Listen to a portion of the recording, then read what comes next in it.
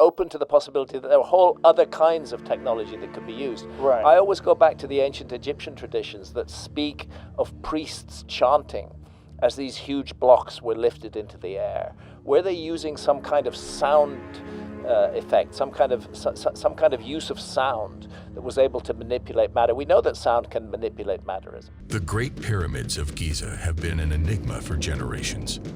These towering structures, which have stood the test of time, have been studied extensively by archaeologists and historians alike, yet they continue to be shrouded in mystery.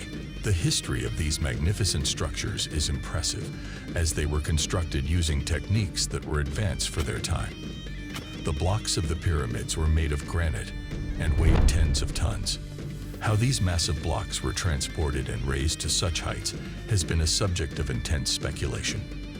In this podcast, Joe Rogan and his guest discussed the lost technology that was used to build the pyramids. Welcome to Simply Earth. The blocks in the King's Chamber of the Great Pyramid weigh around 70 tons each. Egyptologists have proposed that the ancient Egyptians used wet sand to move heavy blocks, but Carlson argues that this method would not have worked for blocks that were hundreds of feet above ground level. He believes that a lost technology was used to transport and raise these massive blocks, and that this technology was lost after a catastrophic event wiped out much of the human memory bank.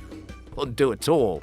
I don't know how they did it. All I know is they did it. I don't think anybody knows how they did it, how they lifted those stones, how they brought them up to that level. I think we're looking again at a lost technology. And it was this ancient apocalypse 12,800 years ago that wiped that from the human memory banks almost completely, not entirely completely because there were survivors, but removed most of it. Randall will tell you. Graham Hancock explains that around 12,800 years ago, a global catastrophe occurred that wiped out a large portion of human civilization. The event caused sea levels to rise rapidly, which created a high-energy zone that destroyed anything in its path, except for large megalithic blocks. The severity of this event has been overlooked by archaeologists and prehistorians. This makes it difficult to differentiate between conglomerated rock and artificial artifacts that were buried under the rubble. The lost technology that Carlson speaks of is based on implosion.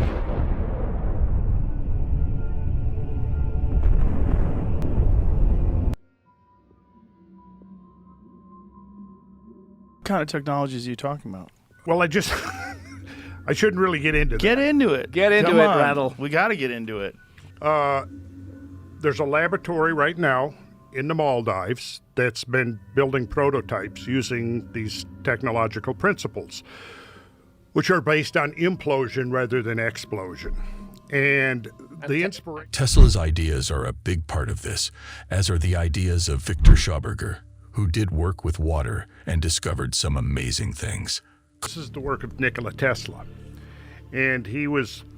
Again, this is way too much for us to get in today. That's why we need to devote a whole session to talking about this. Okay.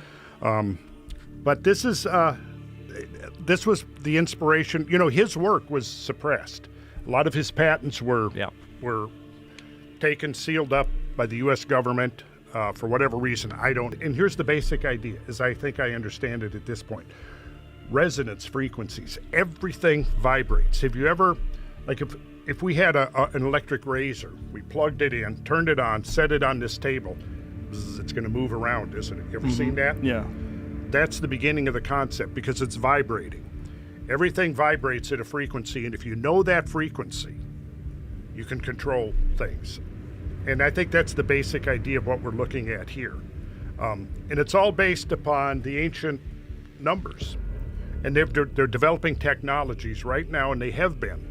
The idea of lost technology is intriguing, and it raises many questions.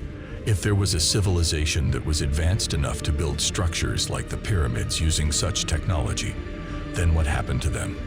Why did their knowledge disappear, and why has it not been rediscovered until now?